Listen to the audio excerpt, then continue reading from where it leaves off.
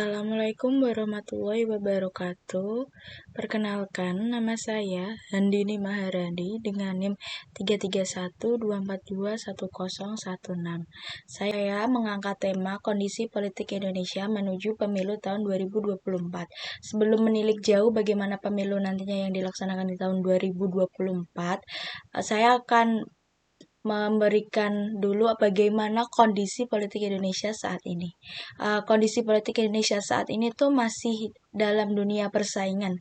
Dalam dunia persaingan di perpolitikan itu bukan hal yang baru. Persaingan ini tuh ada dari dulu hingga saat ini. Persaingan itu ada dua, yaitu persaingan sehat dan persaingan yang tidak sehat.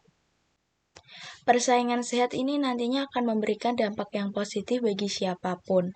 Sebaliknya, persaingan yang tidak sehat nantinya akan memberikan dampak negatif atau bahkan bisa merugikan beberapa pihak atau banyak pihak.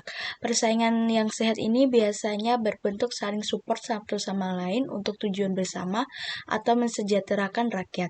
Persaingan yang tidak sehat ini biasanya dilakukan dalam bentuk saling menjatuhkan, menghina, memaki, atau bahkan saling menyakiti. Hal ini itu masih ada sampai saat ini. Ada sekali tindakan-tindakan persaingan yang tidak sehat yang dilakukan dalam internal maupun eksternal partai politik sendiri. Bisa dari anggota partai, pengurus partai, atau bahkan masyarakat yang bersaing tidak sehat untuk mendapatkan kekuasaan seperti itu. Yang dihadapi dalam dunia politik saat ini itu di mana banyaknya partai politik yang merekrut selebriti tanah air untuk dijadikan anggotanya dengan maksud rakyat akan memilih karena kepopulerannya.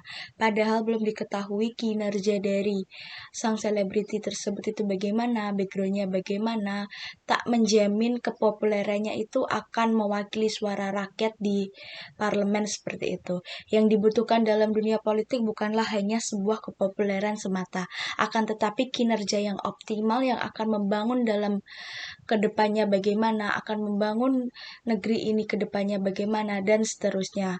Partai politik di sini lebih baik merekrut anggotanya yang mahir dalam bidangnya, bukan hanya kepopuleran semata. Tak sedikit selebriti yang turun dalam dunia politik di tahun 2019.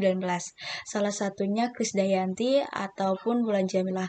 Mereka terpilih dan duduk di parlemen.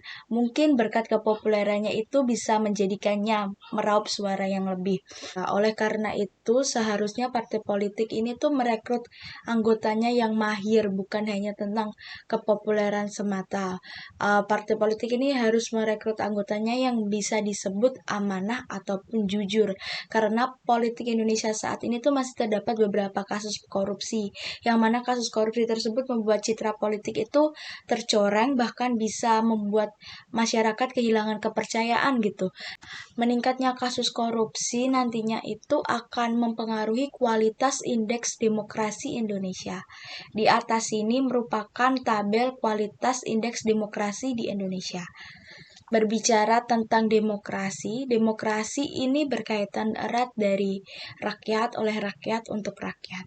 Salah satu wujud demokrasi ini bisa dari pemilihan umum.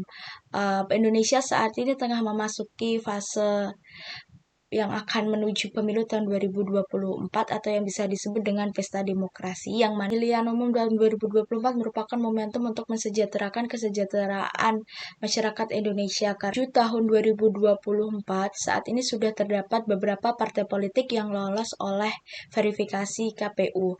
KPU sendiri menyatakan 18 partai politik telah memenuhi syarat verifikasi administrasi. Partai baru yang akan mengikuti di tahun 2024 ini terdapat partai baru, yaitu Partai Gelombang Rakyat Indonesia, Partai Umat, Partai Buruh, dan Partai Kebangkitan Nusantara.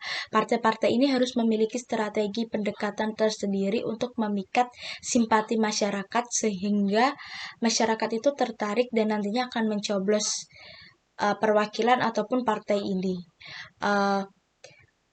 Jika mereka tidak memiliki strategi yang cukup mumpuni, partai ini hanya akan menjadi staging point dalam pemilu, serta partai-partai baru yang muncul ini seharusnya itu menyusun strategi agar bisa memenuhi parliamentary threshold di pemilu tahun 2024 sehingga perwakilannya nanti bisa duduk di pusat gitu. Terdapat partai politik yang sudah mengumumkan calon presidennya.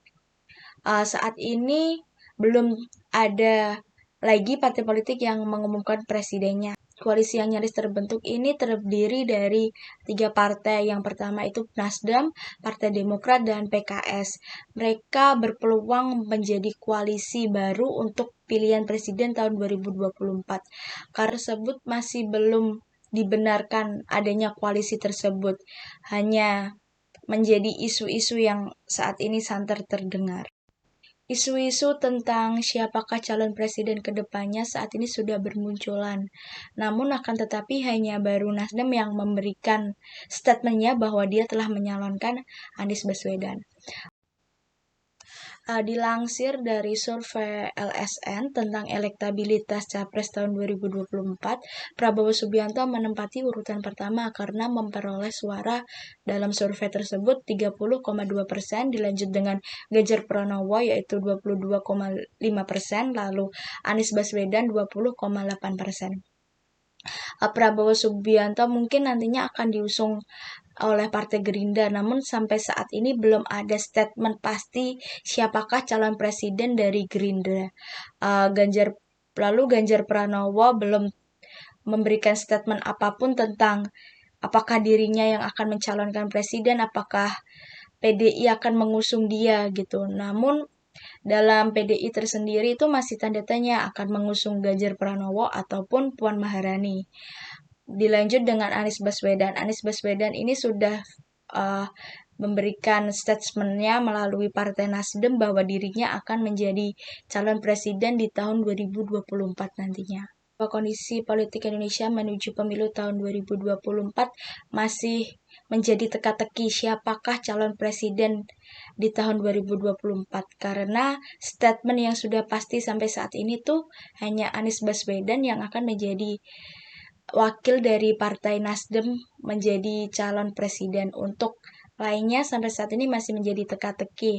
Masih adanya konflik internal dalam partai politik untuk memperebutkan kursi calon presiden.